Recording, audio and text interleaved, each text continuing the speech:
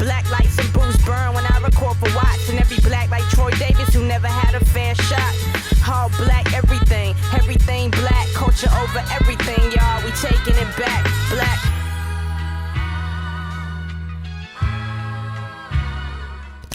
Welcome to Left to Black. I'm your host, Mark Anthony Neal, and welcome to season 14 of Left to Black. Today, we're joined by Professor Daniel McNeil, who's the professor and Queen's National Scholar Chair in Black Studies. He's the author of Sex and Race in the Black Atlantic, Mulatto Devils and Multiracial Messiahs, published by our friends at Routledge in 2010. The co-editor of Migration and Stereotypes in Performance and Culture, published by Palgrave Macmillan in 2020. And he joins us today to talk about his most recent book, Thinking While Black, Translating the Politics and Popular Culture of a Rebel Generation, which was published by Rutgers University in 2022. Of Thinking While Black, our friend Catherine McKittrick writes, with insurgency as an analytical anchor, Thinking While Black is an impressive study of how Black intellectual life is generated through hopeful contestations, offering a deep reading of provocations offered by Paul Gilroy and Armond White. This text beautifully historicizes the Soul Rebel as a figure of capacious and rigorous critique that seeks out promising and fantastic futures. How are you doing today, Professor McNeil? Hey, Professor Neal. Thanks so much for that lovely introduction. I'm feeling good. How are you? I'm good. And I have to acknowledge, right, this was a book that was on my radar. And we were always going to reach out to talk to you. But of course, as I'm reading that first note in the book, and I'm like, I guess I'm a bit of a straw man here. So I'm glad to talk to you about this really important work and the two really important figures that you talk about. As you argue throughout the book, Paul Gilroy is perhaps not as well known as he should be. Definitely among some of his African-American contemporaries doing Black cultural studies work in the 1990s, whether we're talking Cornel West or Mike Eric Dyson, Bell Hooks, and those folks. Paul Gilroy is one of the most challenging and inventive figures in contemporary scholarship. His work has influenced and in some cases reshaped several fields and subfields, including cultural studies, critical race studies, sociology, history, anthropology, and African American studies.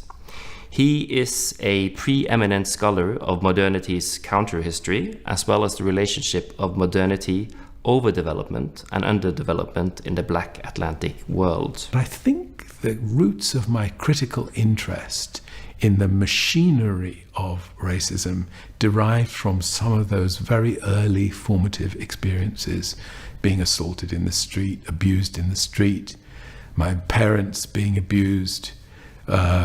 If I went out with my father for a walk in the forest, I remember one time being stopped by the police and him being interrogated to discover whether he really was my father. What's this white man doing with a little black boy wandering in the forest? Actually, he was showing me certain birds that I had not yet seen at that time. So this is my formation. And trying to, in a way, experiencing these things is one thing, but theorizing them and understanding the psychosocial dynamism of prejudice, of violence, of abuse. These were the seeds, I suppose I could say, of my own intellectual formation with regard to the things that came to define my work later on. And Armond White is also a bit of more so than Gilroy, of course, of an obscure figure. I was introduced to Armond White living in New York City in the 1980s and reading the City Sun, in a newspaper that really functioned as a radical and progressive alternative to what was the New York City's Black newspaper at the time, the Amsterdam News. And I took a bit of things that I'd learned from that. But I also always had a sense, and chip on his shoulder is probably not the right way to describe it. But, there was always a certain kind of edge about Armond White's writing. You're not a fan of 12 Years a Slave. You didn't like that movie. Now, why? I thought 12 Years a Slave was, in my review for City Arts, where I am the film critic, I called it torture porn. I think 12 Years a Slave virtually has nothing to do with the political history of slavery. I think it's simply an example of of sensationalized filmmaking that uses violence, sexuality to disturb audiences rather than to enlighten them about American history. Talk a little bit about how you came to these two figures in your own intellectual life. Mm-hmm. I first encountered Armand's work as a graduate student at the University of Toronto. And I was incredibly frustrated by the news that I was engaging with, the mainstream news at the time. And I used to enter into the graduate student computer lounge and access the New York Press, where Armand was writing at that time.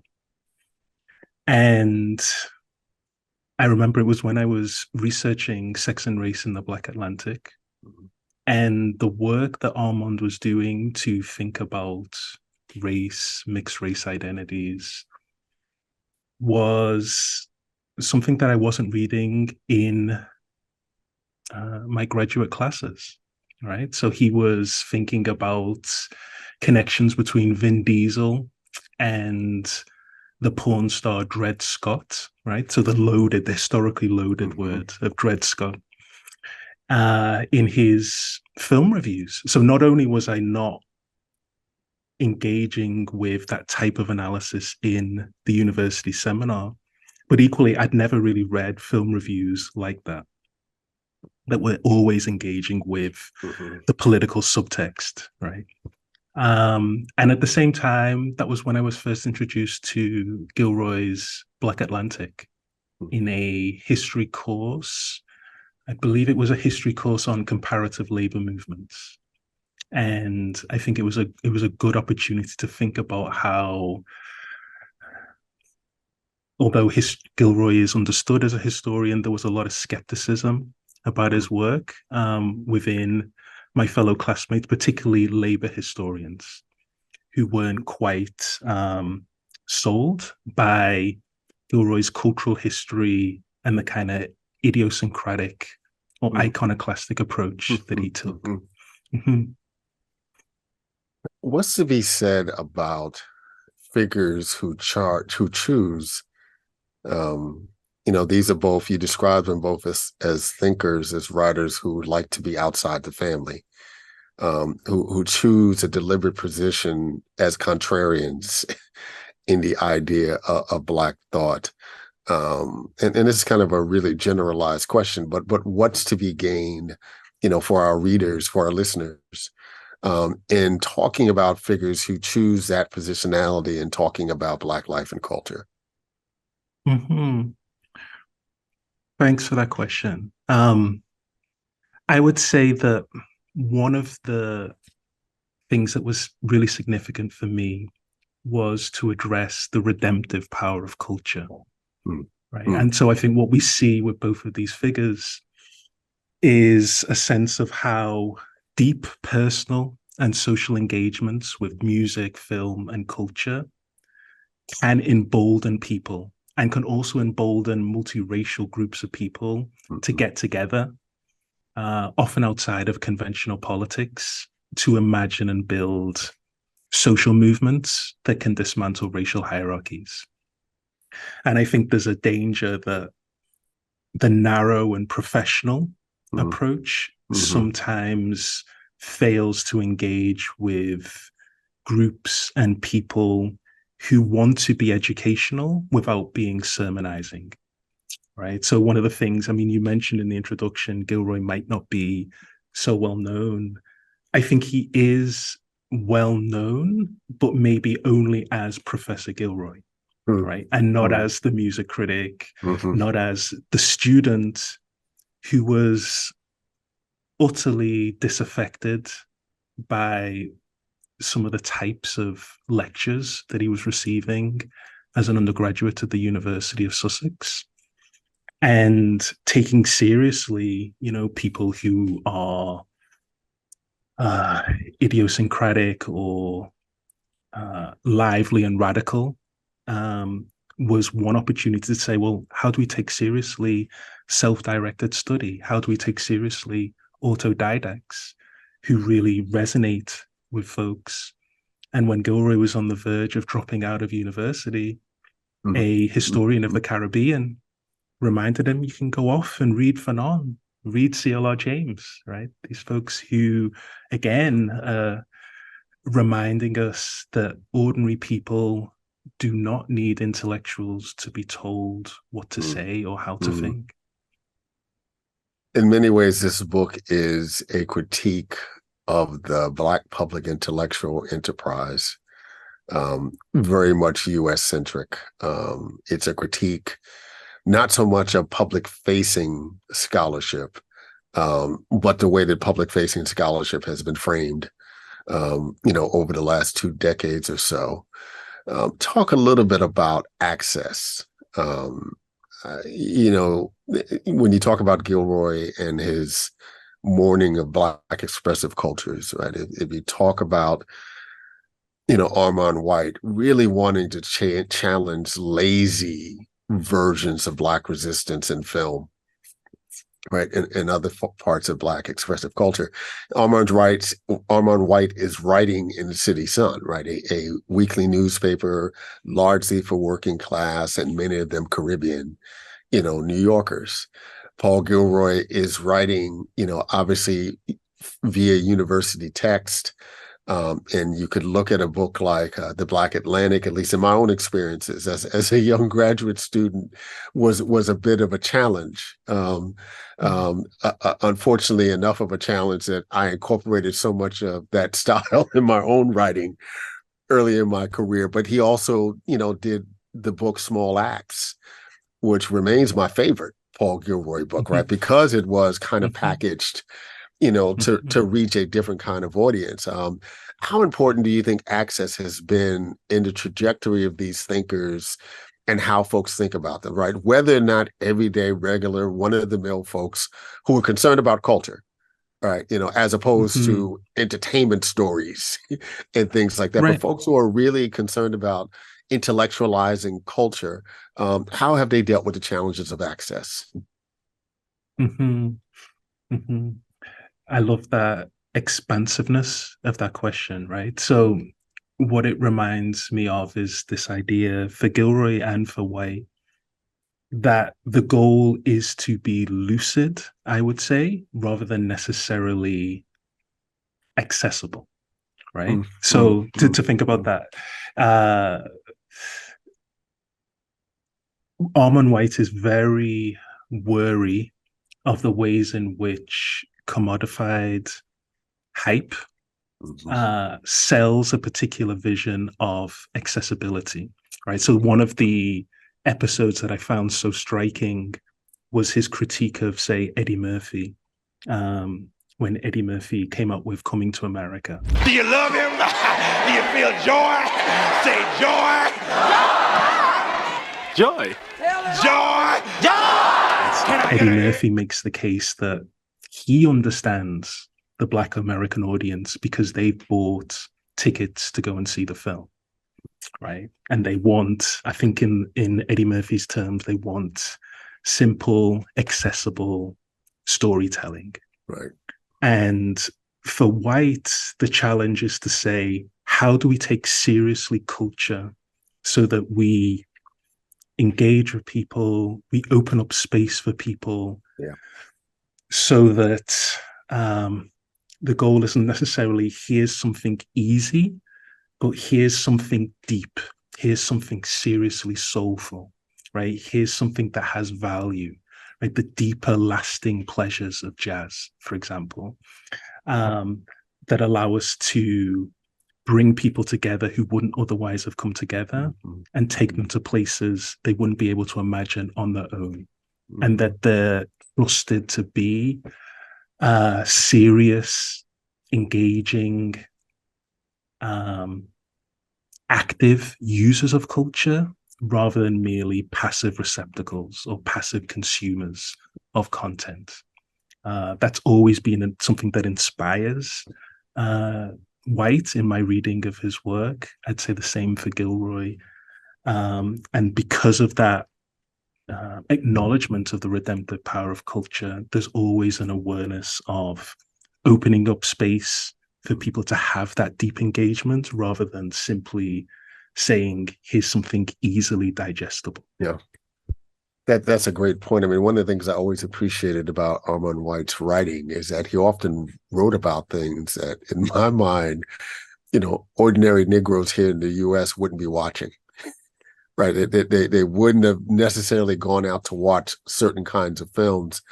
And obviously, and also presenting a version of stuff that was more accessible, at least more well-known, to Black readers in ways that pushed them to think beyond, kind of the ways that so many other apparatuses forced them to think in simplistic ways about the art that was being produced.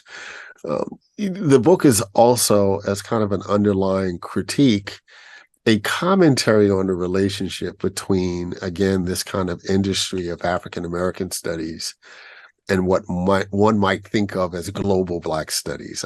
You, of course, are going about this in your own work from a global positionality that's different than the U.S. Talk about some of the challenges you face at a place like Queens in terms of articulating a view of Black studies that is both local to where you are, but at the same time really connects to a more global vision of what Black studies should be, right, or can be. Mm-hmm. I mean, I think there's a possibility to connect a lot of the themes that we've talked about so far, right? So what I take of value from White's work, from Gilroy's work, from people who were inspired by creative artists of the 60s and 70s, is this idea that popular culture is often ahead of cultural gatekeepers, right? So what was quite striking in White's work is this idea that, people often talk about things being ahead of the times. Yeah. And for White, things aren't ahead of the times. It's just that the cultural gatekeepers aren't open to the creative expression that people are seeing on public transport, that people are seeing the insinuating rhythms of the street that Gilroy talks about. And when you introduced the kind of commodification of public intellectuals, what was so striking for me in the American media reporting of public intellectuals in the 1990s was how often they talked about people in automobiles, right? Their fancy cars of Cornell West, Bell Hooks. Cornell and his Cadillacs, yes. Yeah, but it was something about that privatization that was so striking, right? Gates Jr. taking calls in the back of a car. And I think you see that, that attempt to talk about people who represent or articulate rather than, what is going on when White talks about, riding the subway and thinking about have filmmakers communicated that insinuating spirit, those insinuating rhythms, or have they artificially packaged it, inauthentically represented it. And so when we think about these things at Queens, or outside of other areas, what's always important is how do we draw these connections? How do we think about Black diasporic life, but always think about how it's adapted for local needs, right? Yeah. In tune with the aspirations and achievements of local communities. And so that could be bringing people together in dialogue, in Black Studies podcasts, and thinking about, what does it mean to take disagreement seriously, collaboration seriously, and how do we cultivate those spaces for conversations about the seriousness of Black culture, but also, the flip side of that, how do we avoid taking Black popular culture too seriously or too literally, which I think is also something really important for both of the works of White and Gilroy, but also this kind of soul rebel generation that I want to think about, that certain, Raymond Williams talks about it in terms of structures of feelings, So what's intangible about this generation, right? The language, the style, the choice of engagement. That was something that was really interesting for me, thinking with Gilroy and White. You know, the book is subtitled Translating the Politics and Popular Culture. And it's a book in which you examine two thinkers and how they think about popular culture, right? There's still segments all throughout the globe where, you know, as you just mentioned, popular culture is thought as something that is just a passing fancy, right? There's no heft to engaging popular culture in a certain kind of way, right? And then, of course, you have these other dynamics where, you know, folks think of it as all of the politics in some way. How have you navigated this in your own career in terms of engaging with colleagues or students, for that matter? This is a book that I very much see in the tradition of my late friend Richard Eiton in The Black Fantastic, right? You know, someone who took politics with a P serious at the same time that he very much took culture, you know, and race within culture very seriously. But how have you navigated this as a scholar? I would think the connections to Richard Eiton's work is something really beautiful, really humbling, in terms of thinking about competing for political authority, whether that's on the concert stage, whether that's at the polling booth.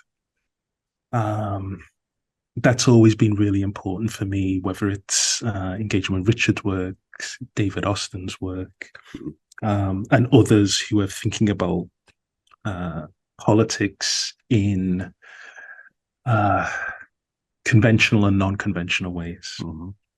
And for me as a scholar, that means taking seriously archival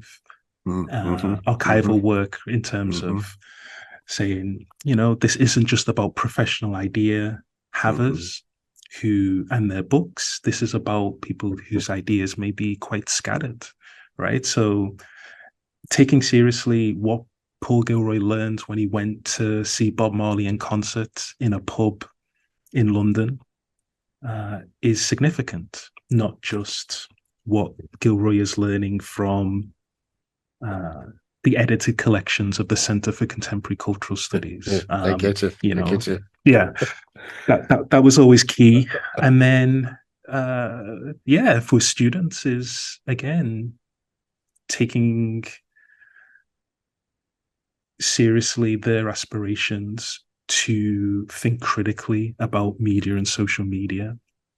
So opening up space for the assignments that we develop. We'll sometimes do keyword assignments to think about how words are contested in different areas. But one assignment that my students are working on at the moment is a Twitter hack assignment. And it should really be renamed now, X hack kind of assignment, any kind of social media assignment. Just based on the idea that there was this famous hoax where someone pretended to be Jürgen Habermas and started posting out these tweets. And so one of the things that students are working on is this idea that, well, what would it mean for us to imagine? What does it mean to think about historical imagination, radical imagination? How might Frederick Douglass, Ida B. Wells engage with the contemporary social climate? And that's not just to say, you know, how might they intervene, but how do we then reflect on the public spheres that they were engaging with?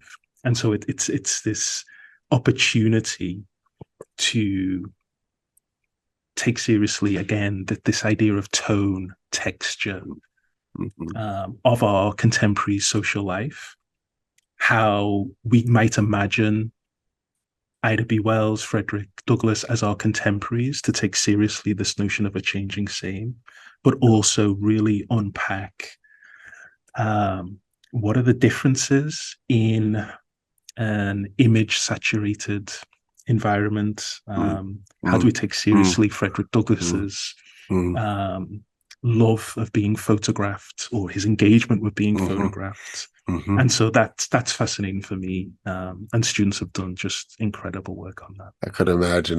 You're reminding me of the Habermas story.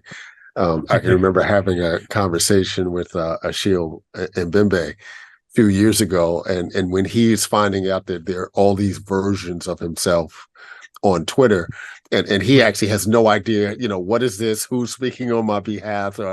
It was kind of comical, but it does speak to an interesting dynamic. And as you mentioned that, Armond White comes to prominence writing for print media, right? By the time he's writing, later in the 2000 aughts, there's an online culture.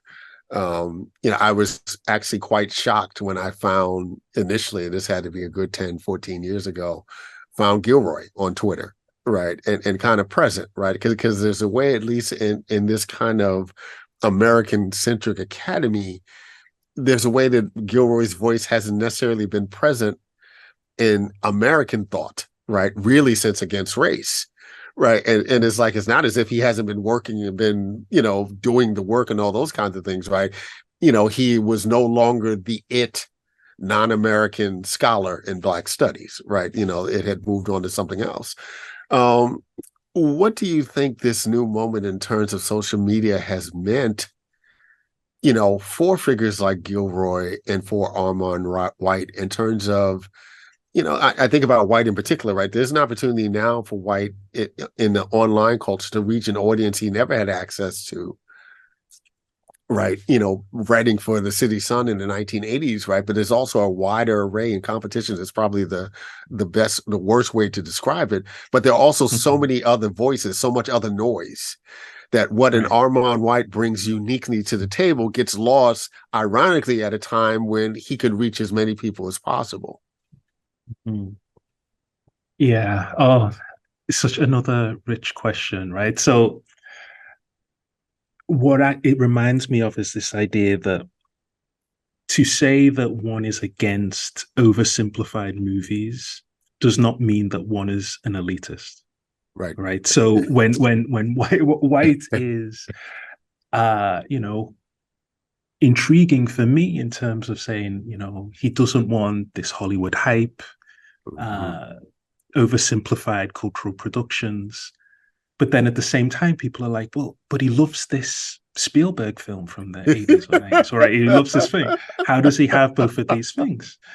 And I think it's quite possible to say, that there is a challenge to overhyped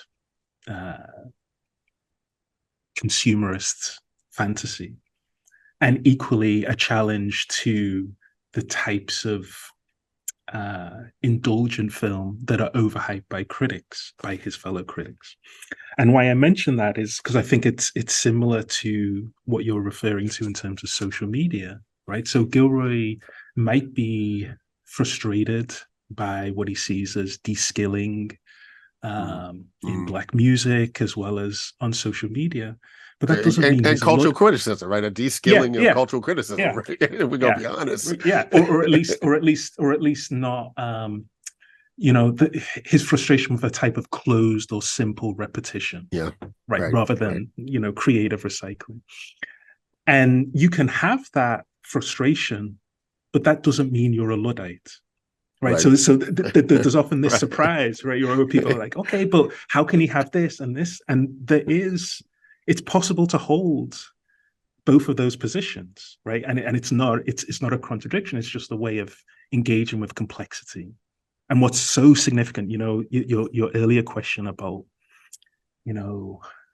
these figures being a little bit idiosyncratic. What's really important for their work is the terms that they use are terms like rich and stimulating, right? So cultural texts are important when they're rich and stimulating, and not rich in the kind of capitalist sense. Here's how we replicate it, reproduce it, sell it, but rich as in it opens up new worlds. So if social media can open up those new worlds, great. But if it's shutting down, if it's Right. regressing, Right. how do we open up space to have that conversation as well and contest it as well? You mentioned this earlier, and it was something also that Catherine McKittrick brought up in that wonderful launch conversation that you had with her, Armond White, Kamari Clark, late last year. This is in many ways an archival project. What was it like for you to go deep into these archives, to find them, to curate them, in a way that could be more, recognizable and legible is probably the best term, for readers trying to understand these two very different kinds of thinkers? Mm-hmm.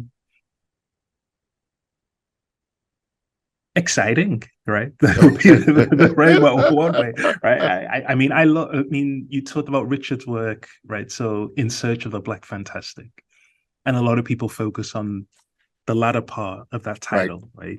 The Black Fantastic. For me, it's the searching, right? The searching is it's where I find a lot of joy, and the searching. Like the searching here was, often discombobulating, right? So it is strange, sometimes eerie, to go to Ivy League universities to read countercultural texts, right? So I had to go to Harvard and Yale to read some of these early texts for collective movements in London, right? I wasn't finding them in London, but these are archived, right? Had to travel to the US, in different, and part of the other side of this is really rich conversations with Armand and with Paul about texts that they hadn't thought about for a long time, and archives that sometimes they didn't have access to. And that was very striking as well, to then reflect on not just what does it mean to go to archives, but how do we imagine the archiving process for subsequent generations. And I think that touches on your earlier question about social media too. Like, if we write off White and Gilroy as cantankerous, as not having things to say for our contemporary moment, how are their current interventions being archived, or are they simply being maybe it's too strong a word, but repressed, sublimated, marginalized? How important it was for you in doing this work to not just have the archives, but to actually have access to Paul Gilroy and Armond White, and what was their response to you doing this project about them? Mm-hmm. And I want to add as a side question, I mean, how aware are Armond White and Paul Gilroy of each other? Oh, okay. Yeah. So let's take the second part of that first. So Armand had read Small Axe and The Black Atlantic. Mm-hmm. Armand had read those in the 1990s. Paul was engaging with the City Sun, like on his trips to New York, and reading there. But the only time, and so Armand actually wrote, had a couple of lines about Gilroy in the City Sun, but would more often engage with Stuart Hall, in the 1990s. And then, but the only really time that Gilroy cited Armand, to my knowledge, was after Armand's review of Steve McQueen's 12 Years a Slave. But Paul had recalls meeting Armand in New York as well. So they had a small interaction. Armand can't remember that, but Paul does. And so, there was an awareness, but again, I think, The Black Atlantic is full of these rich and stimulating quotes, but one of the ones that always stood out to me is this idea that there are a lot of people who are well known without being well read. Right. And so there's a difference between, you can have a general awareness, but it doesn't mean that there's, this ongoing engagement. And I think what's been really striking is for Paul and for Armand, thinking of themselves in relation has been quite interesting as well, right? So what might it mean to think about a generational cohort, but also to think about, let's say, the price that is extracted for, they might phrase it in terms of a certain type of truth-telling, a certain type of distance from media, cultural power, at least in a US context. What's next for you, Professor McNeil? I think the type of there is a segue, right? So I was wonderfully inspired by a reflection that Paul Gilroy had recently, maybe a few years ago now, where he was asked to clarify a point that he made. So he made a point that there is a tremendous danger that in transatlantic exchange or transnational exchange, North American voices drown out all the others. Yeah. And a Canadian scholar piped up and said, surely you mean American, not North American. And he's like, no, I'm indicting you as well. You've been selling multicultural snake oil to the world for years. And so my next project is thinking through multiculturalism and migration in Canada, and probably hoping to think about it more in terms of an immigrant's guide to Canada. That is to say, Is that going to be the title of the book, Multicultural Snake Oil? Multicultural Snake Oil. I think that's a great title. It could be Multicultural Snake Oil. The other one, there's a wonderful intellectual in Canada who was the first Black woman to run for the leadership of a federal party in Canada in the 1970s, called Rosemary Brown. And when she was asked what might she call a book on Canada, she said, I think I would call it Let's Pretend, Let's Deny. And that's another title that I think is very striking, very compelling. But yeah, that's all TBD. We've been joined today by Professor Daniel McNeil, professor and Queen's National Scholar Chair in Black Studies, the author of Sex and Race in the Black Atlantic, Mulatto Devils and Multiracial Messiahs, Routledge 2010, co-editor of Migration and Stereotypes in Performance and Culture, Palgrave Macmillan 2020. He joined us here today to talk about Thinking While Black, Translated into Politics and Popular Culture of a Rebel Generation, published by Rutgers University Press. Thanks for taking time to talk with us today. Thanks so much. That was so much fun. Thank you. Black lights and booze burn when I record for Watts, and every black like Troy Davis who never had a fair shot. All black, everything black, culture over everything, y'all. We taking it back, black.